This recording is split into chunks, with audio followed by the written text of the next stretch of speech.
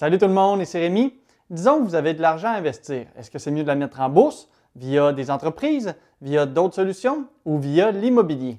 Cette semaine, je vous parle des avantages de l'investissement locatif plutôt que les autres types d'investissements. Investir dans de la pierre, il y a beaucoup de monde qui veulent faire ça. Et si jamais c'est votre cas mais que vous n'êtes pas encore sûr, eh bien à la fin de cette capsule-là, vous devriez sortir tout en confiance avec la puissance de l'immobilier locatif. Il y a plusieurs portes possibles quand on commence à penser à des investissements. On peut penser à la bourse, aux crypto-monnaies, à partir d'une entreprise, à vendre des choses sur Internet. En fait, il y a plein de possibilités parce qu'un investissement, c'est quelque chose qui génère de l'argent à partir de l'argent ou de jus de bras.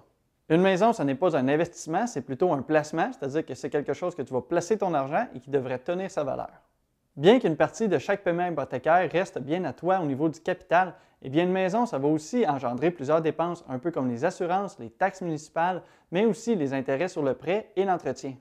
Et tout ça, ce sont des dépenses que tu dois payer avec une autre source de revenus, donc ce n'est pas un investissement d'avoir une maison.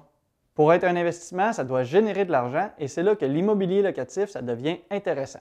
Acheter de l'immobilier locatif, ça comporte plusieurs avantages. On va voir ici par rapport aux autres types d'investissements. Le premier, selon moi, c'est sans contredit l'effet de levier. Parce que l'effet de levier, ça va accélérer grandement ta course vers la richesse. Tout le monde sait que même si on achète une maison à 300 000 $, on n'a pas besoin d'avoir directement dans nos poches 300 000 $ pour pouvoir l'acheter. On parle plutôt d'y aller normalement avec une mise de fonds entre 5 et 20 %, c'est-à-dire entre 15 et 60 000 $. Eh bien, dans l'immobilier locatif, c'est la même chose, c'est-à-dire que selon la grosseur de l'immeuble, c'est aussi possible d'acheter avec 5 et 20 % de mise de fonds.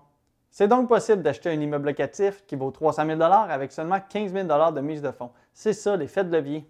Parce que maintenant, tu as mis 20 %, mais à chaque fois que l'immeuble va prendre 2 %, eh bien ce 2 %-là, il est réparti sur le 100 % de la valeur que tu viens d'acheter.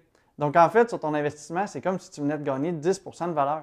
L'effet de levier, ça le dit, eh bien c'est que ça va grossir ton rendement et accélérer la richesse. À l'inverse, disons que tu veux investir en bourse, eh bien si tu veux mettre 300 000 $ en bourse pour faire des gains de 100 % sur 300 000 $, eh bien tu vas devoir investir 300 000 $. Donc cette fois-ci, eh bien si tu fais 2 %, tu vas faire 2 % sur ton 300 000 $. Il faut dire maintenant aussi que tu as risqué 300 000 $ au complet, tandis qu'avec l'immobilier, tu avais seulement risqué entre 15 et 60 000 $ selon la mise de fonds. Parce qu'en achetant un immeuble, eh bien oui, ton risque il va se retrouver à être l'équivalent de ce que tu as mis en mise de fonds. Donc dans ce cas-ci, tu pourrais avoir risqué seulement 15 000 $ sur un achat de 300 000 $. Donc on se retrouve à avoir une très grande différence dans le montant du risque ici, et ça, c'est non négligeable.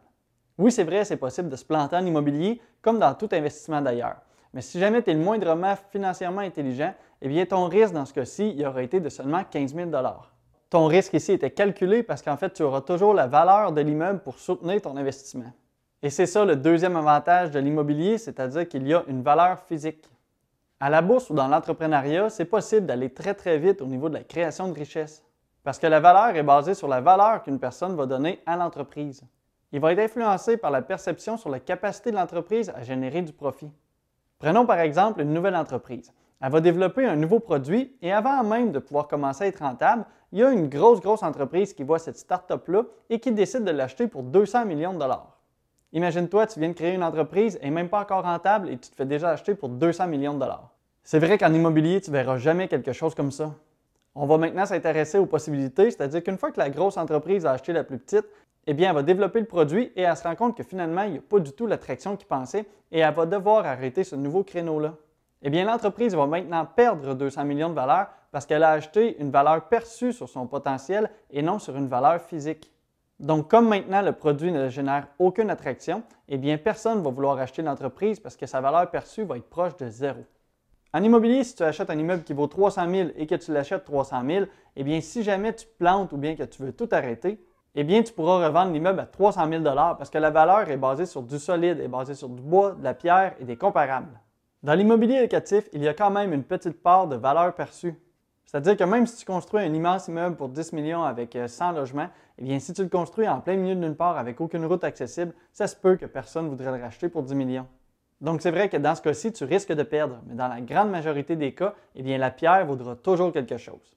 Et en plus de la pierre et du bois, il y a ce qu'il y a sous l'immeuble, c'est-à-dire la terre. Parce que oui, il y a un adage qui dit « acheter de la terre, ils ont arrêté d'en faire ». Éventuellement, avec le temps, si jamais tu ne t'occupes pas du tout de ton immeuble, c'est vrai que sa valeur pourrait diminuer.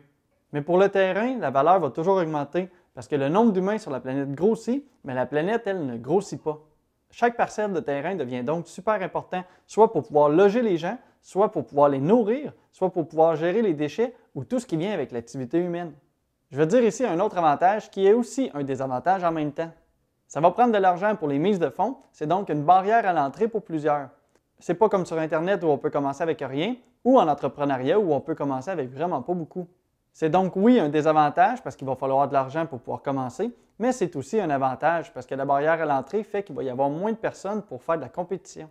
Au début, vous trouverez donc que c'est une barrière parce que ça va être plus difficile de commencer, mais au fur et à mesure que vous allez jouer dans les gros chiffres, vous allez vous rendre compte que ça va vous tourner à votre avantage. Et en plus, au fur et à mesure que vous grandissez, eh bien, vos mises de fonds vont devenir plus faciles à trouver et les connaissances vont faire que tout devient à peu près possible. Et comme il y a relativement peu de personnes qui passent réellement à l'action, eh bien, il y a peu de compétition, surtout sur des plus gros immeubles. Tout ça pour dire que c'est un désavantage au départ, mais que par la suite, ça va devenir un avantage parce que quand il va y avoir des gros projets avec des profits intéressants, eh bien, vous allez rentrer dans un monde où il y a peu de compétition. Le plus gros avantage est celui-ci, c'est en fait d'avoir le contrôle sur son investissement. À la bourse, c'est vrai que tu as une action sur le choix de tes fonds et de tes actions. Tu peux diversifier ton argent auprès de diverses entreprises, mais une fois que tu as placé ton argent là-dedans, tu ne fais que subir le marché, que ce soit à la hausse ou à la baisse. Tu te retrouves à ne pas pouvoir rien faire jusqu'à la revente. Tandis qu'en immobilier, eh bien, tu contrôles la valeur de ton actif. Tu peux lui donner de la valeur en faisant des rénovations, tu peux augmenter les revenus ou bien diminuer les dépenses. Avoir un contrôle sur son investissement, c'est ce qui distingue le plus la bourse de l'immobilier. Contrôler ses investissements, ça vient aussi avec l'entrepreneuriat, qui peut être un autre très bon moyen pour se construire un patrimoine. Mais il faut dire aussi qu'il y a aussi des désavantages, comme le fait en fait que ce n'est pas le moyen le plus rapide de s'enrichir.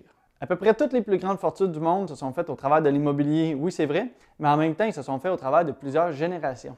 L'actif, ça se construit au travers des années, donc c'est un excellent moyen de garantir ce vieux jour, surtout si on commence tout jeune. Loin de moi l'idée que ça ne vaut pas la peine d'investir quand on est rendu à 50 ans. Mais c'est clair que l'impact des intérêts composés ne sera pas aussi gros pour vous que quelqu'un qui a commencé directement à 20 ans. Un autre désavantage, c'est la gestion. Si jamais vous ne voulez pas voir partir en fumée entre 5 et 20 % de vos profits à une compagnie de gestion, il va falloir mettre un peu de jus de bras pour pouvoir gérer vos immeubles et vos locataires, mais aussi vos recherches, votre croissance et une équipe autour de vous. L'immobilier, c'est vrai qu'on peut dire que c'est des revenus passifs, mais c'est un investissement actif. Si jamais on remettait vos heures que vous travaillez en immobilier sur un taux horaire, oui, ça risque d'être très payant. Mais c'est quand même pas la même chose que si vous achetez des actions maintenant et vous les revendez seulement dans 30 ans. J'ai beaucoup comparé l'immobilier et la bourse, mais il y a aussi d'autres façons de pouvoir créer de la richesse et chacun comporte des avantages et des désavantages. Si tu veux voir les autres façons et en apprendre plus sur la finance et l'immobilier, je t'invite à t'abonner à la chaîne pour voir les prochaines vidéos. Comme toujours, si tu apprécies le contenu, tu peux aussi aimer la vidéo pour m'aider avec l'algorithme de YouTube. Bon succès, bon achat, à la prochaine! Pour faire des gains de 100 % sur 300 000 $, eh bien, tu vas devoir investir 300 000 $. Je viens d'avoir un commentaire. Ça rentre tout le temps sur ma montre quand vous m'écrivez. Je vous invite à vous écrire d'ailleurs.